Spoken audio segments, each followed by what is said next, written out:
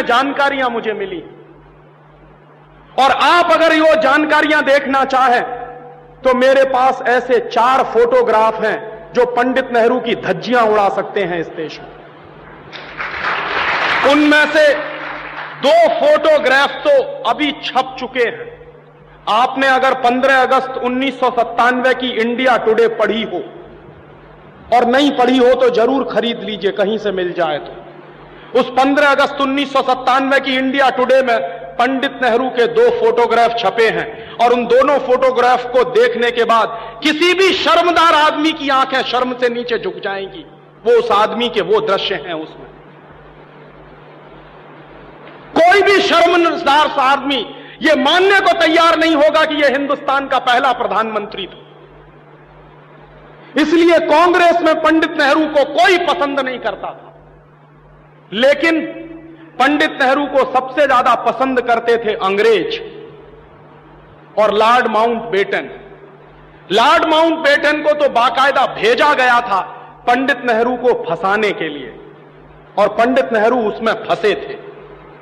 तो Lord Mountbatten और अंग्रेज पंडित नेहरू को पसंद करते थे। क्यों? क्योंकि पंडित नेहरू के बारे में सभी अंग्रेज ये कहा करते थे कि ये आदमी शरीर से हिंदुस्तानी है लेकिन इसकी आत्मा अंग्रेज है, इसलिए इसके हाथ में सत्ता दे दो तो कोई वादा नहीं है, अंग्रेजों का ही शासन इस देश में चलता रहेगा।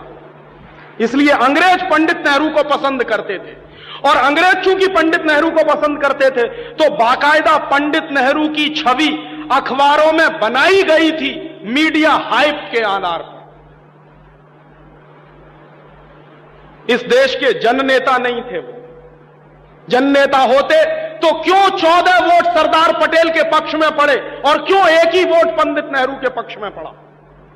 और जब पंडित नेहरू ने समझ लिया और देख लिया कि अब दाल गलने वाली नहीं है, मैं चुनाव भी हार गया हूं, कांग्रेस वर्किंग कमेटी में मेरी मेजॉरिटी भी नहीं रही है, तो पंडित नेहरू गए गांधी जी के पास। और ये गांधी जी की जीवन की सबसे ब्लंडर मिस्टेक मैं मानता हूं जो हुई। क्या किया? पंडित नेहरू गए बापू के पास, और बापू को उन्होंने सीधे सीधे कहा कि बापू, अगर मैं हिंदुस्तान का प्रधानमंत्री नहीं बना तो मैं कांग्रेस को तोड़ दूंगा, और अगर कांग्रेस टूट जाएगी तो अंग्रेज हिंदुस्तान से नहीं जाएंगे। फिर उनको यह बहाना मिल जाएगा कि कौन सी कांग्रेस को हम सत्ता दें, जो कांग्रेस पंडित नेहरू वाली है उसको सत्ता दें, या जो पंडित नेहरू के बाहर की कांग्रेस है उसको सत्ता दें। तो बापू पंडित नेहरू की इस ब्लैकमेलिंग के शिकार हुए, और बापू ने पर्सनल चिट्ठी लिखी। वो पर्सनल चिट्ठी गांधी जी के रिकॉर्ड्स में है, आप चाहें तो देख सकते हैं।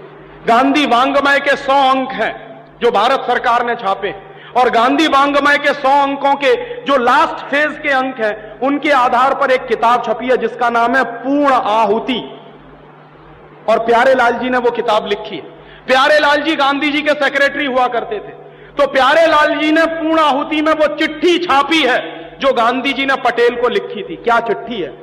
कि सरदार पटेल, मैं जानता हूं कि तुम जीत गए हो, लेकिन नेहरू को प्रधानमंत्री बनाना है, इसलिए मैं चाहता हूं कि तुम वापस ले लो अपना नाम। सरदार पटेल ने बापू से सीधे मिलकर कहा कि बापू, ये आपकी अगर अंतरात्मा है तो मैं तो हमेशा आपका सेवक रहा हूं, आप कहते हो तो मैं अपना नाम वापस ले लेता हूं। और सरदार पटेल ने इतनी दरिया दिली दिखाई।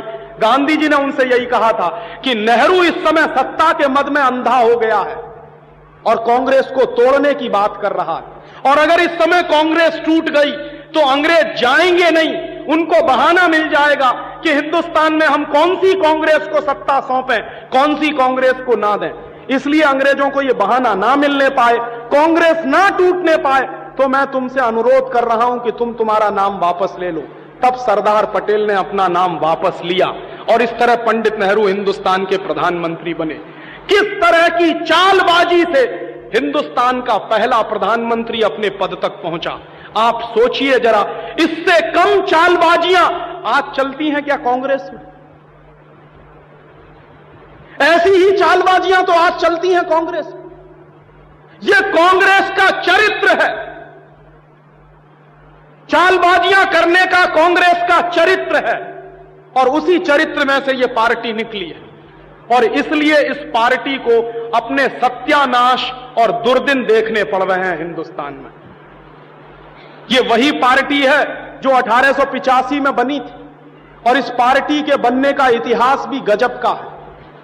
आप में से बहुत कम लोग जानते हैं कि कांग्रेस पार्टी को एक अंग्रेज व्यक्ति ने बनाया था। एओ ह्यूम उसका नाम था। और कांग्रेस की जब बंबई में स्थापना हुई 1885 में गोकुलदास तेजपाल भवन में, तो बाकायदा कांग्रेस का जो प्रियम्बुल लिखा गया था वो क्या था कि कांग्रेस पार्टी एक मनोरंजन क्लब के रूप में स्थापित हुई थी इस देश में। मौज मस्ती का क्लब था। और अंग्रेज क्या कहा करते थे कि इस कांग्रेस पार्टी में ऐसे पढ़े लिखे हिंदुस्तानियों को हम जमा कर देंगे जो हिंदुस्तानियों के मन में थोड़ा बलबला है, और वो बलबला इस पार्टी में निकल आएगा तो फूटकर बाहर निकल जाएगा। और कांग्रेस पार्टी को अंग्रेज कहा करते थे कि ये सेफ्टी बॉल्व है, फ्यूज की तरह से उड़ जाएगा। इसलिए कांग्रेस की नींव पड़ी, ऐसे नींव पड़ी है इस पार्टी की। और दुर्दिन तो इस पार्टी को देखने ही थे। मैं आपको पूरी विनम्रता से कह रहा हूं, अगर महात्मा गांधी ना आए होते साउथ अफ्रीका से तो कांग्रेस को पूछने वाला कोई नहीं था इस देश में। कोई जानता भी नहीं था कि कांग्रेस है और नहीं भी है। गांधी जी ने आके इसमें प्राण फूके थे, और गांधी जी ने आके इसको जन आंदोलन का रूप दिया था। बाद में गांधी जी खुद इतने दुखी हुए कि उन्होंने आजीवन कांग्रेस से इस्तीफा दे दिया था। और बाद में गांधी जी कांग्रेस पार्टी में मेंबर तक नहीं रहे, और अंत में जीवन के आखिरी दिनों में गांधी जी ने यह बहुत स्पष्ट कह दिया था कि कांग्रेस को खत्म कर दो। क्यों? गांधी जी कहा करते थे कि अगर इस कांग्रेस को खत्म नहीं किया तो यह हिंदुस्तान को वैसे ही लूटेगी जैसे अंग्रेज इस देश को लूटते रहे। लेकिन इन कांग्रेसियों ने कांग्रेस तो खत्म नहीं की, गांधी को खत्म करवा दिया, क्योंकि गांधी उनके रास्ते की रुकावट बनने लगे थे। और बाद में जब कांग्रेस खत्म नहीं हुई तो आज आप उसका हश्र देख रहे हैं। हिंदुस्तान में घोटाले दर घोटाले इस पार्टी ने रिकॉर्ड कायम किया है। और गांधी जी यही कहा करते थे कि अगर यह कांग्रेस खत्म नहीं हुई तो देश को ऐसे लूटेगी जैसे अंग्रेज लूटा करते थे। वही बात आज गांधी जी की सत्य सिद्ध हो रही है इस देश में। और ऐसे धोखाधड़ी से, ऐसे 420 के काम से पंडित नेहरू इस देश के प्रधानमंत्री बने थे। और ऐसी धोखाधड़ी से अगर इस देश की आजादी आई हो तो वो आजादी है कहां। और इसलिए गांधी जी 14 अगस्त 1947 की रात को दिल्ली में नहीं आए थे, वो नोआखली में थे। और कांग्रेस के बड़े नेता गांधी को बुलाने के लिए गए थे कि बापू चलिए आप। गांधी ने मना कर दिया था। क्यों? गांधी कहते थे कि मैं मानता नहीं कि कोई आजादी आ रही है। और गांधी ने स्पष्ट कह दिया था कि यह आजादी नहीं आ रही है, सत्ता के हस्तांतरण का समझौता हो रहा है, आजादी नहीं आ रही है। और गांधी जी ने नोआखली से प्रेस स्टेटमेंट रिलीज किया था। वो प्रेस स्टेटमेंट भी पूर्णाहुति में छपा है, पूरा का पूरा। उस प्रेस स्टेटमेंट गांधी जी ने पहले ही वाक्य में यह कहा कि मैं हिंदुस्तान के उन करोड़ों लोगों को यह संदेश देना चाहता हूं कि ये जो तथाकथित आजादी, सो कॉल्ड फ्रीडम आ रही है, ये मैं नहीं लाया, ये सत्ता के लालची लोग हस्तांतरण के चक्कर में फंसकर लाए हैं। मैं मानता नहीं कि इस देश में कोई आजादी आई है। और इसलिए गांधी आए नहीं थे। 14 अगस्त रात 1947 को दिल्ली में नहीं थे, नोआखली में थे। माने भारतीय राजनीति का सबसे बड़ा पुरोधा जिसने हिंदुस्तान की आजादी की लड़ाई की नींव रखी हो, वो आदमी दिल्ली में मौजूद नहीं था 14 अगस्त 1947 की रात को। क्यों? इसके गंभीर अर्थ हैं। गांधी जी इससे सहमत नहीं थे।